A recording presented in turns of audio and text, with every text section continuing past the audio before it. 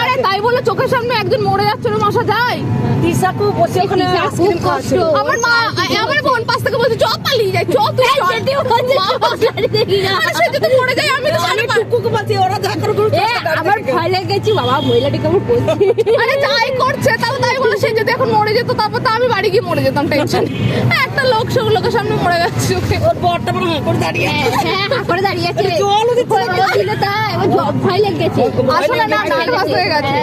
রিয়াজি দিলে তো আমার নিজেরই ভয় লেগেছে। তারপরে যদি সেন্সটা এলো না ওরা তো মানুষ হাঁটবে না। হ্যাঁ, আমার নিজেরই তো ভয় আর লেগেছে। একটা বউ অজ্ঞান হয়ে গিয়েছে আর আমার মেয়েকে যদি তোর বড় হাত করে দাঁড়িয়ে আছে তখন মতো থেকে আমরা নিজেরাই হলে অজ্ঞান হয়ে যাওয়ার পরিস্থিতি ছিলাম।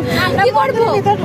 আরে আমার বোন ওর এবার ছিল না পয়সা কাজে করে নেমে ও প্রফেশন আছে বলে ওর চোখে হাত দিচ্ছে, আমি বলছি ও মা গো, চোখ নড়ছে কিনা চোখ নড়ছে কি? আর আমি পালস দেখছি আমার বোন বলছে আমার ভয় লাগছে। আমার বোন বলছে হসপিটালে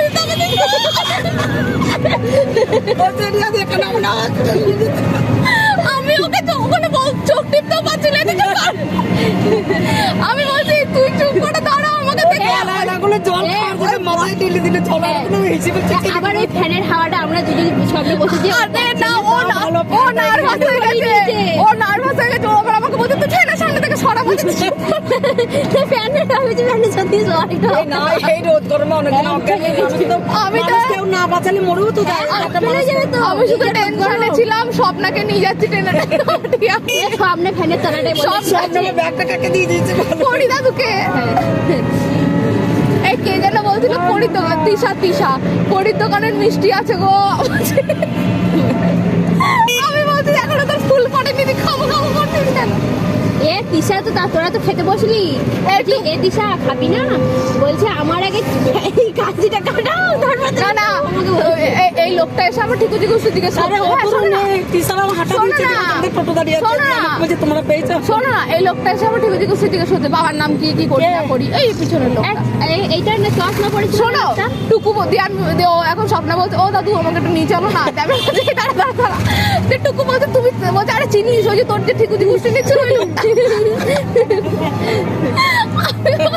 কোথায় ওইখানে হ্যাঁ ওখানে গিয়ে আমার বাবার নাম সব জিজ্ঞেস করা হয়ে গেছে লাস্টে মোটরসাইকেল আসছে আসতে আমার মায়ের গলা ছেড়ে যেতে নেমে পড়বে এবার ব্যথা করছে বাড়ি গিয়ে সব শুইব সব না দেওয়াজে হোটেল ইয়ে নেই। আমি আবার কটা ফ্রিজে জল ভরে রেখেছি গিয়ে জানতে আগে করতে হয় গিয়ে ফ্রিজে জল আছে কি করবো গরম লাগছে আজকে গরমটা একটু কমই ছিল না আমার ট্যাঙ্কে জল গরম আগুন হয়ে আছে তো আমি মিশাবো জলটা ঢেলে আর সব থেকে লেটেস্ট করেছে আমার ভাই চোখে বলছে এই আমার ফোন তো তোকে দিয়ে দিয়েছি আর সুরজিতের তো সেরকম গলা এই বল না তুই তোমরা কোথায় বসেছি আমরা এই বগুড়াটার এই গাছতলার এইখানটা